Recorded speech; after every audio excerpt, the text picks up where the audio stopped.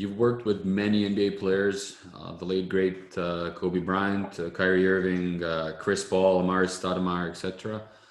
Can you perhaps share maybe a few anecdotes about one of these, and perhaps whose game do you feel you've impacted the most? Well, I mean, obviously, everybody loves Kobe, and so I just remember Kobe. We're doing a stretching exercise, and you know, a couple of the players that were working out with us weren't taking it seriously, and so these were younger players. I mean, you know, all American college kids at the time. They all, you'll know who they are. They all went on to be great NBA players.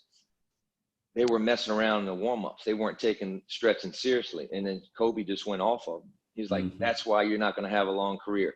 That's why I'm going to bust your ass when I see you. That's why you're not going to get to the second contract. You drive a truck. My body's a Ferrari. This is important. I mean, he just went off.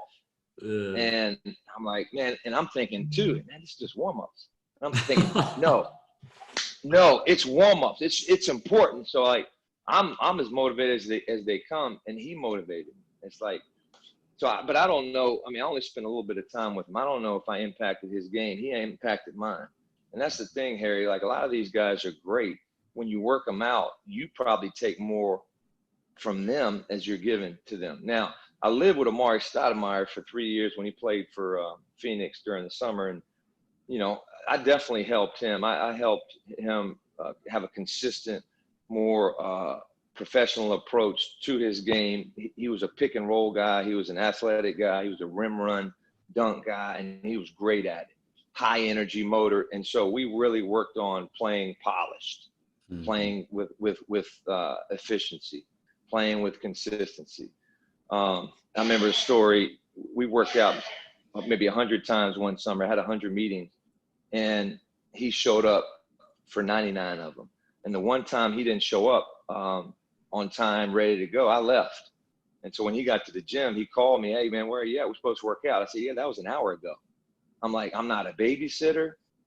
Your money doesn't influence me to treat you like you want to be treated. I'm going to treat you like you need to be a champion. I'm going to treat you like a winner. And winners beat me to the gym. And so he cursed at me. I thought I was going to get fired. And I was like, look, I make more money in a week than you're paying me in a month, man. So if you want to throw the business thing, then I'm not doing you a favor. You know, I mean, you know, so, I mean, what do you want? And so he texted me that night at about midnight. And he said, man, I apologize for unprofessionalism. It'll never happen again. Let's meet tomorrow at 6 a.m. to make up for that workout. Because usually we work out about 9:30. But the next day, yeah, he wanted to get 2 workouts in. And that's what pros do. Like, the great ones are accountable, right? The great ones can take the punches. The great ones can take the hits. The great ones, they don't fear the truth, because he knows what I was saying is the truth. And when I said it, I wanted to make sure I was right. I had to make sure that I did it with conviction. But, you know, that's a great story with Amare, is that, you know, and that's why he's still playing. You think he's in Israel right now. You know, he's in great shape, takes care of his body. He learned to play a little bit more finesse, face up, pick and pop guy now, not bully ball, bang. And so, you know, these guys, Chris Paul, you know, there was nothing I could do to enhance his skill level. Like, he could, everything I showed him, he could do. But he was constantly in the workouts asking me, look, you know, break me, give me something hard, teach me something I don't know. And as a coach, it was challenging, because in high school, yeah, I could. But when he became a pro and an all-star and I got him again, it's like, man, I just want to make sure that you're consistent. You know, you hit 10 in a row. Can you hit 11? I just want to make sure that I was continuing to add tools to his toolbox. Hey, you had a great workout. Let's do it again tomorrow. You know, it was always pushing the envelope. And they wanted that. They wanted to feel like they were the worst player in the gym. They wanted failure. They embraced mistakes. And that's so hard to get young players to do. You know, young players fear failure. And I think champions, the great players I've been around, embrace it. Get out of your comfort zone and be hungry. Yeah. Yeah.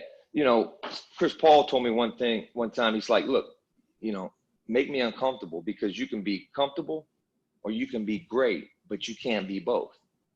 Mm-hmm. And they understood that it was a skill and a talent to be comfortable with the unknown, to be comfortable with the uncomfortable. And so as a coach, if you can do that in a workout with your tone, with your energy, with your pace, with your expectations, right? Pros are going to take your expectations and then exceed them. Mm-hmm. I'll go above and beyond. And I think that's really neat. Those are some great stories. Thank you for sharing that. Yeah.